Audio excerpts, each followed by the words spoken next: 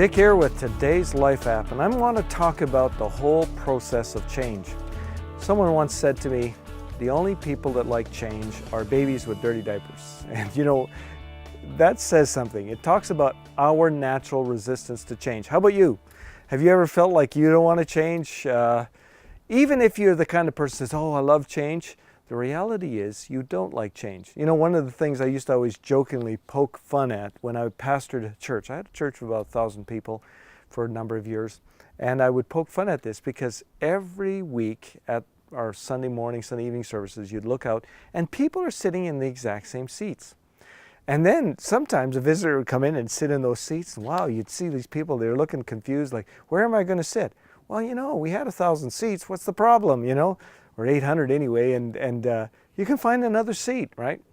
Shows you how we get so set into a form and we don't like change. You know, anything that upsets our routine. Change is reality. Here's a little story, I like it, from the Peanuts cartoon. Charlie Brown says to Linus, perhaps you can give me an answer. Linus, you remember little Linus? What would you do if you felt like no one liked you? Linus replied, I'd try to look at myself objectively and see what I could do to improve. That's my answer, Charlie Brown. To which Charlie Brown replies, I hate that answer. Isn't that the way we are? We want to change, but we hate the process of change. Change is reality to us. It is, you know what? You're either going into change, you're in the middle of change, or you're just coming out of a change, which the cycle will repeat. Leaders have to change. Believers have to change. You know, Scripture says we're going from glory to glory. It's already saying that we are moving in terms of maturity, in terms of spiritual growth. Even your failures are actually signposts, measuring posts on your way to change. By the way, one of the most brutal agents of change in our lives is failure. Let me know. I can tell you that by personal experience, I can let you know that it's true. People don't like change though, and the reason is often change isn't self-initiated. As a matter of fact, if it were self-initiated, it would seldom happen. Change often comes to us. It's imposed on us. You know, Joan and I, 3 some years ago, suddenly nothing.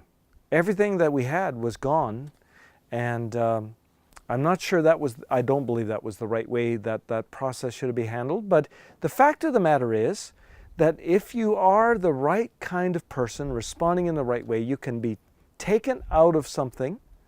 See, my life isn't about things.